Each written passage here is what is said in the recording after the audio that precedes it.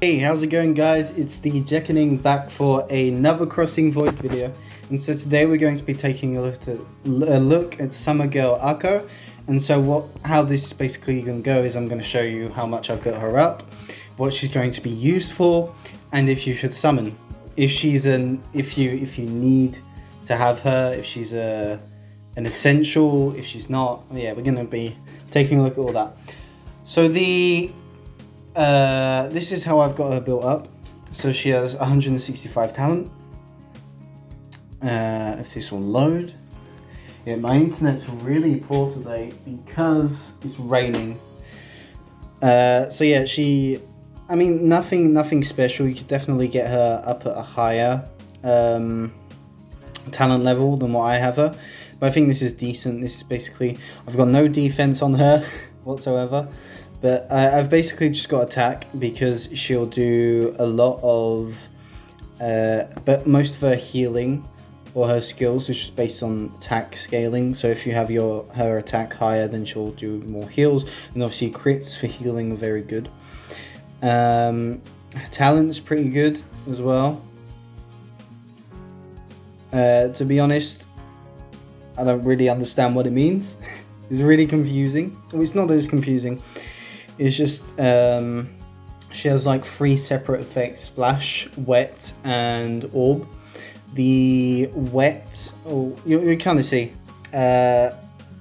So her first skill, 0 points. It heals, and any character that's under 60%, she'll heal 30% more. And the second one is so it's called advanced heal. And same thing, but she just heals more. Her second skill, which is 3 points, she'll do damage and she'll inflict a wet effect, which causes the enemy to take 30% more damage for 1 turn. And the second variant, which is Spring Gush, she does, I'm fairly sure she does even more damage, although it's really 8% more.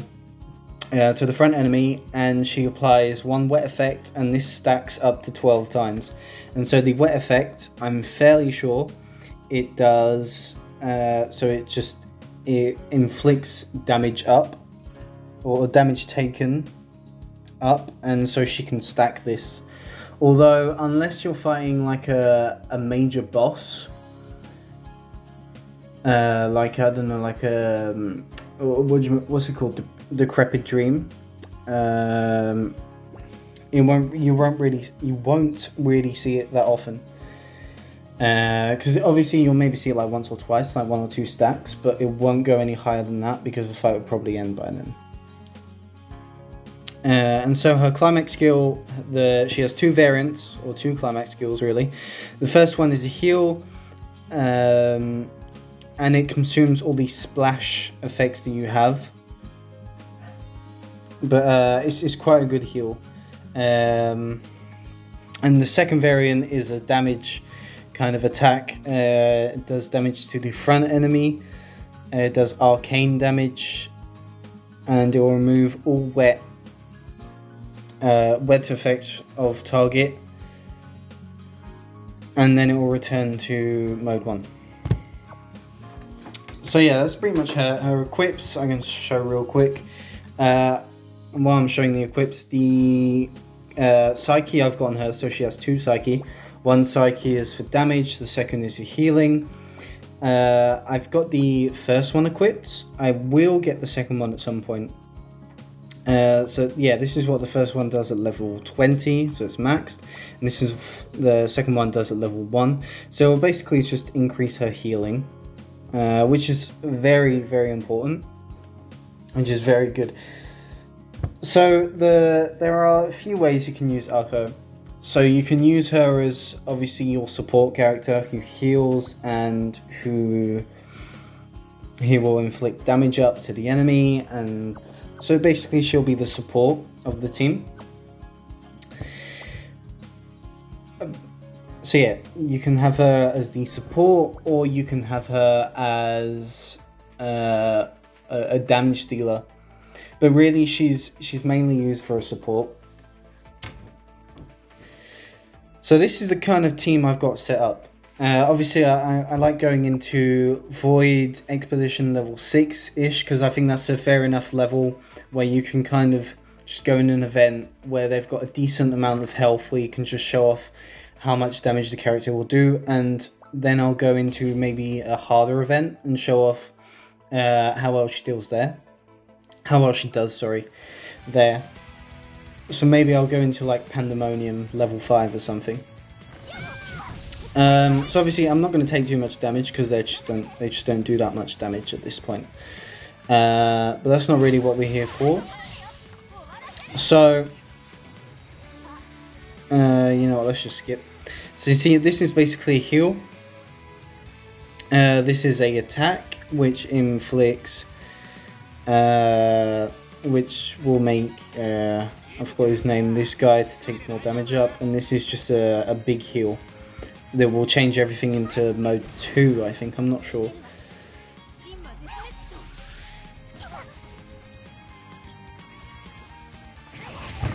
She's definitely a fun character, and you're probably wondering why I've got her with Ryuji. I've got her with Ryuji mainly because Ryuji is one of the support characters I've completely maxed, or not completely maxed out, but his talent is level 300.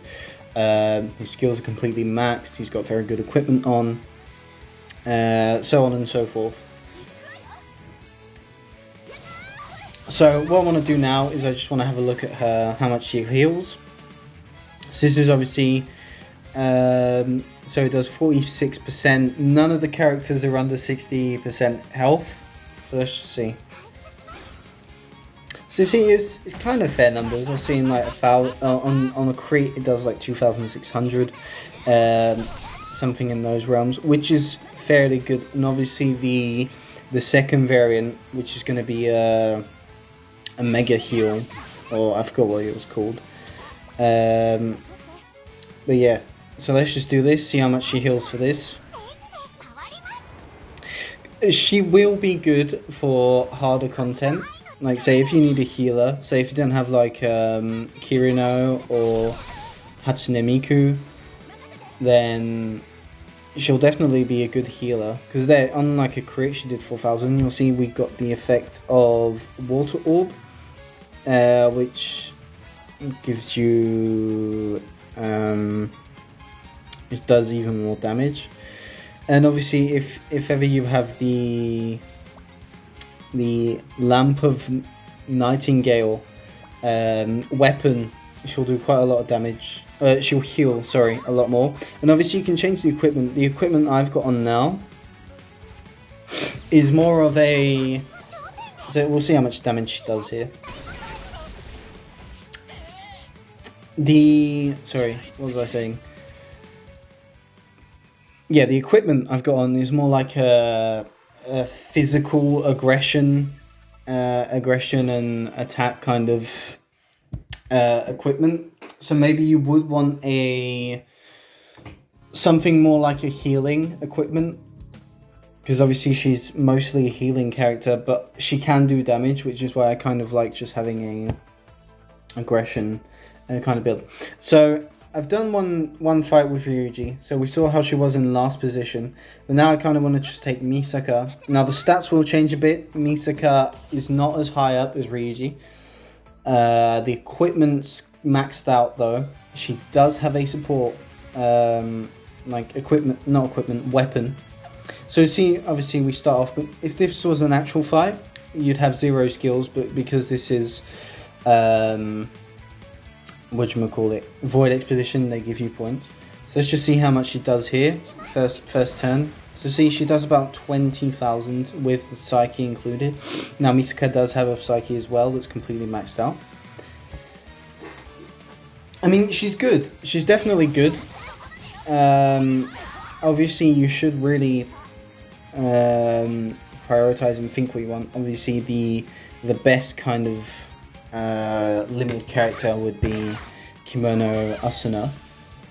In my opinion, she's just really good.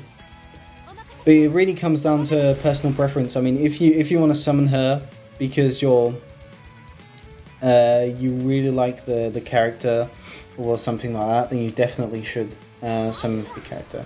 So let's see how much she does here of healing. She's got a fairly decent chance to crit. See, with Asuna, she did about 3,000. Which, I mean, is good. 3,000 for a healing is fairly good. Now, what I want to see here is, so we've got Asuna to increase the damage dealt. Hopefully this won't kill. Oh no, crap. It's the wrong... I thought I had Kimono... what's her name? Alice. Anyways, so this is the second skill. So I kind of want to see how much this does. But obviously she has a shield. Which it won't last that long. But we'll see. We'll see how much she does. Okay, so yeah, she did have a shield, so it's really hard to tell. You know what, I'll just completely skip, and hopefully she doesn't get another shield. She's gonna get another shield, god damn it. You know what, let's just kill with the Phalanx. I mean, she's good. Like I said, she's doing decent damage. She heals decently. She has good enough speed. But you really don't want to use her as like a first character. Pardon me. You don't want to use her as a first character in your turn. She wants to be either second or the last character. So having her paired having her paired up with a slow support character would be a good idea to do. Or would be a good idea. You know what, I don't really care about, I'll just take this. And we'll just go into level 8. Because why not? I don't think I've ever attempted level 8. Where is she? Do I have the characters I want? Ryuji? Yeah, okay. So this is really going to be the thing. So you kind of want her like this. I'll have you. Obviously you can do a lot more team builds. She has a cross skill with, I forget her name.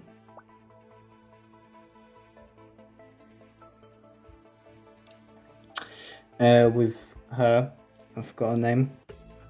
It's a fairly good cross skill. Now I don't have her completely maxed out or anywhere near being maxed out. So that's why I'm not really using her, but I probably would use her if I could. Now you know what, I'll go with... Oh, I didn't bring Yuki. I'm an idiot. Let's just go with Kirito then. And... let's just do that. I don't think I've got any weapons on Kirito, so his stats aren't going to be that high.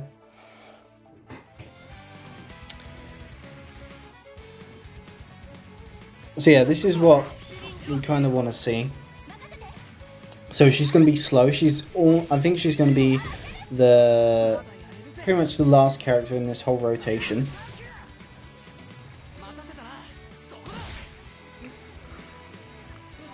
So I think Kirito is now under 60%. So we'll see how much she heals Kirito. So I mean that was fairly good. She did like, I don't know, what was it, 4,000? That's on a no point attack. That's pretty good healing. Yeah, I mean Kimono Asuna is just too good.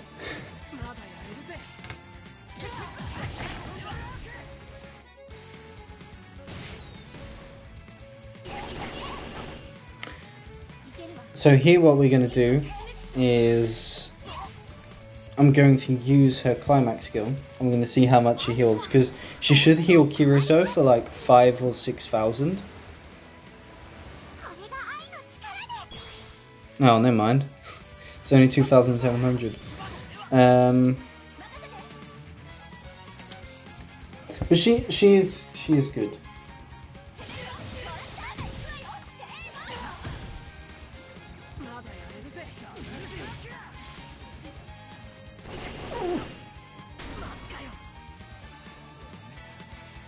So you can see she's going to use this for the first time. See, that was good healing. That was like 5,000. Although Kirito's probably dead. Yeah, he's dead.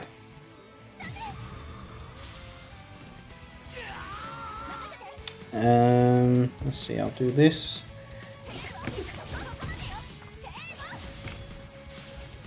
And then I'll do this. We'll see how much healing she does. See, she completely fully healed right there, which is really good. I don't know if so she basically just receives, she does 20% more healing. That with her mega heal does quite a lot. It's very good. Yeah, she does 133% attack of healing, and if the character's under 60%, she will heal an extra 30%, so she'll do 163% healing to a character under 60%, which is very good. I mean, look, it's a pretty good heal, not gonna lie. So she is an exceptional healer. I'm not sure if she'd be good for PvP. To be honest, I'm not really the kind of PvP person. I'll do, what is it, Mirage, and that's pretty much it. But I guess that's pretty much it for the video. So yeah, let me know what you guys think. If you have any more questions, feel free to put them in the comments. I'll try to answer them as best as I can. I'm not honestly getting opinions on the characters. I'm not really the best kind of person for these things. Like, I'll just tell you how I feel about one, if they're useful to me or not, and I definitely feel like she's going to be useful. I wouldn't say she's a must summon, because most of the time with Crossing Void, if you're not really someone who's attempting to be like the best in PvP, if you're just a PvE kind of person, and you just kind of like me, you find this game is just like a casual kind of thing, I wouldn't say she's a must summon. She will help you in some content. She is good. She's definitely very good. She has good healing. She does decent damage. She's an excellent support. She allows main damage dealers to do even more damage. But there are like some characters that still fulfill that role. So I would say she isn't a must summon. But if you like her, if you like what you've seen, what she can do, then I definitely would recommend getting her. Now, if you plan on awakening her, just have a look. I'm not awakening her for a while. So I'm first awakening. She'll gain one more orb if your team is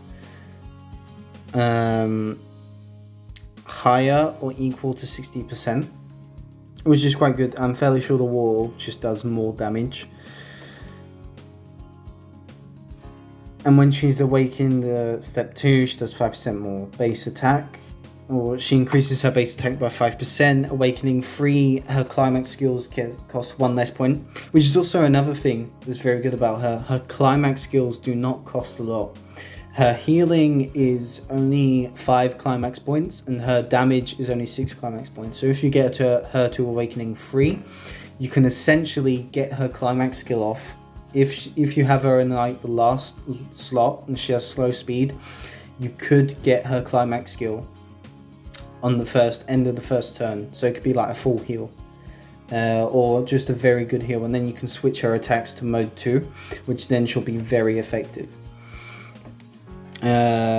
Awakening 4 increases defense and arcane defense by 5%, and her talent special skill increases and becomes better at level 5. But yeah, that's pretty much it for Summer Girl Arco. I'm not disappointed whatsoever. I do very much like her, and I think I will be using her in the future.